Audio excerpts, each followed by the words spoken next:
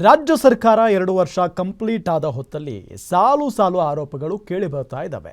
ಒಂದು ಕಡೆ ಅಹಿಂದ ಸಮುದಾಯಗಳ ವಿರೋಧ, ಮತ್ತೊಂದು ಕಡೆ ಸಚಿವರ ವಿರುದ್ಧ ಭ್ರಷ್ಟಾಚಾರದ ಆರೋಪಗಳು ಸಾಲು ಕೇಳಿ ಬರ್ತಾ ಇದ್ದು ಸಿದ್ದರಾಮಯ್ಯ ನೇತೃತ್ವದ ಸರ್ಕಾರಕ್ಕೆ ಮುಜುಗರ ತರಿಸಿದರೆ ಇತ್ತ ವಿಪಕ್ಷಗಳಾದ ಬಿಜೆಪಿ ಹಾಗೂ ಜೆಡಿಎಸ್ಗೆ ಭಾರಿ ಅಸ್ತ್ರಗಳು ಸಿಕ್ಕಂತಾಗಿದೆ.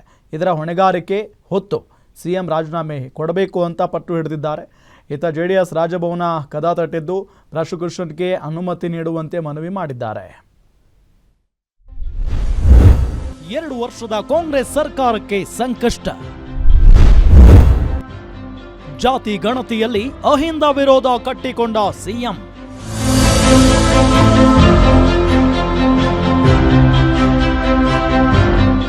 ಜಾತಿ ಗಣತಿ ವಿಚಾರದಲ್ಲಿ ಕಾಂತರಾಜು ರಿಪೋರ್ಟ್ಗೆ ಬಲಿಷ್ಠ ಸಮುದಾಯಗಳ ವಿರೋಧದ ಬೆನ್ನಲ್ಲೇ ಮರು ಸರ್ವೆಗೆ ಆದೇಶ ಮಾಡಿದ ಸಿದ್ದು ಸರ್ಕಾರ ಈಗ ಅಹಿಂದದ ವಿರೋಧ ಕಟ್ಟಿಕೊಂಡಿದೆ. 2023ರಲ್ಲಿ ಅಹಿಂದ ಸಮುದಾಯದ ಮತ ಪಡೆದು ಅಧಿಕಾರಕ್ಕೆ ಬಂದ ಸಿದ್ದರಾಮಯ್ಯನವರು ಈಗ ಅಧಿಕಾರ ಉಳಿಸಿಕೊಳ್ಳಲು ಮರು ಸರ್ವೆಗೆ ಆದೇಶ ಮಾಡಿದ್ದಾರೆ. ಈ ಅಸಮಾಧಾನ ಅಹಿಂದ ವರ್ಗಕ್ಕಿದೆ. ಇದರ ಲಾಭ ಪಡೆಯಲು ಬಿಜೆಪಿ ಸಿದ್ಧವಾಗಿದ್ದು ಇಂದು ಬಿಜೆಪಿ ಕಚೇರಿಯಲ್ಲಿ ಅಹಿಂದ ವರ್ಗಗಳ ಸಮುದಾಯದ ಮುಖಂಡರ ಸಭೆ ನಡೆಸಿದ್ರು. ಸಭೆಯಲ್ಲಿ ಮಾತನಾಡಿದ ಭೈರತಿ ಬಸವರಾಜ್, ಸಿಎಂ ಸಮುದಾಯಗಳನ್ನ ಬಳಸಿಕೊಂಡು ಈಗ ವಿರುದ್ಧವಾಗಿ ನಿಂತಿದ್ದಾರೆ. ನಾವು ಅವರಿಗೆ ಹೆಚ್ಚು ಮನ್ನಣೆ ಕೊಡಬೇಕು, ಆ ಮೂಲಕ ಆ ಸಮುದಾಯಗಳನ್ನ ಸೆಳೆಯುವ ಕೆಲಸ ಆಗಬೇಕು ಅಂತ ಮನವಿ ಮಾಡಿದ್ದಾರೆ. ಸಮಾಜಗಳು ಎಲ್ಲೊಂದ್ ಕಡೆ ಹತ್ರ ಬರ್ಬೇಕಂದ್ರೆ ಅವರು ಕೂಡ ಎಲ್ಲರೂ ಕೂಡ ವಿಶ್ವಾಸ ತೆಗೆದುಕೊಂಡಾಗ ಮಾತ್ರ ಇಲ್ಲೊಂದ್ ಕಡೆ ನಾವು ಬರ್ಲಿಕ್ಕೆ ಸಾಧ್ಯ.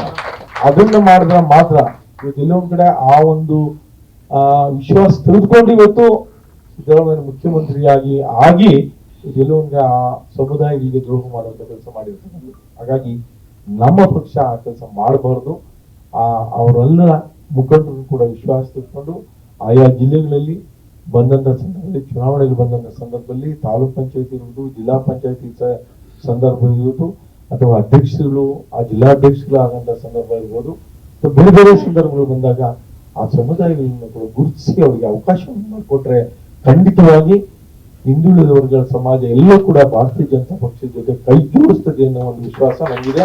ಖಂಡಿತವಾಗಿ ನಾನು ಕೂಡ ಎಲ್ಲ ಮುಖಂಡರ ಜೊತೆ ಇರ್ತೇನೆ. ನೀವು ಯಾವುದೇ ಸಂದರ್ಭದಲ್ಲಿ ಯಾವುದೇ ಜಿಲ್ಲೆಗೆ ಕೂಡ ಬಂದು ನಿಮ್ ಜೊತೆ ಕೈ ಜೋಡಿಸಿ ನಿಮ್ಗೆ ಎಲ್ಲ ರೀತಿಯ ಸಹಕಾರ ಕೊಡುವಂತ ಕೆಲಸ ಖಂಡಿತವಾಗಿ ಮಾಡ್ತೇನೆ ಅನ್ನೋ ಮಾತನ್ನ ಈ ಸಂದರ್ಭದಲ್ಲಿ ಪುನರುಚ್ಚಾರ ಮಾಡಿ ನಿಮ್ಮೆಲ್ಲರಿಗೂ ನಾನು ನಮಸ್ಕಾರ ಮಾಡಿ ನಾನು ಮಾತಾಡ್ತೇನೆ. ಧನ್ಯವಾದ. ಸರ್ಕಾರದ ಸಚಿವರ ವಿರುದ್ಧ ಕೇಳಿ ಬಂದಿರುವ ಸಾಲು ಆರೋಪಗಳು ಬಿಜೆಪಿ ಮತ್ತು ಜೆಡಿಎಸ್ಗೆ ಪ್ರಮುಖ ಅಸ್ತ್ರಗಳು ಸಿಕ್ಕಂತಾಗಿವೆ. ಇಂದು ಸುದ್ದಿಗೋಷ್ಠಿಯಲ್ಲಿ ಮಾತನಾಡಿದ ಬಿಜೆಪಿ ರಾಜ್ಯಾಧ್ಯಕ್ಷ ವಿಜಯೇಂದ್ರ, ಇದು ಪರಮ ಭ್ರಷ್ಟರ ಸರ್ಕಾರ.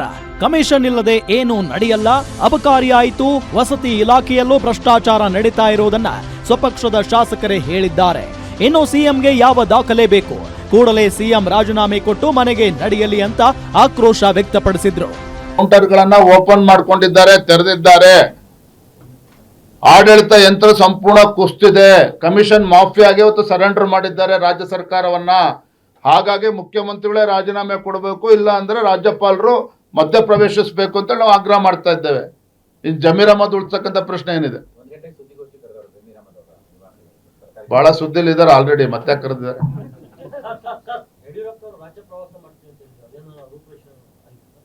ಮತ್ ಮಾತಾಡ್ತೇನೆ, ಇವತ್ತು ಇಷ್ಟಕ್ಕೆ ಸೀಮಿತ ಮಾಡೋಣ. Thank you.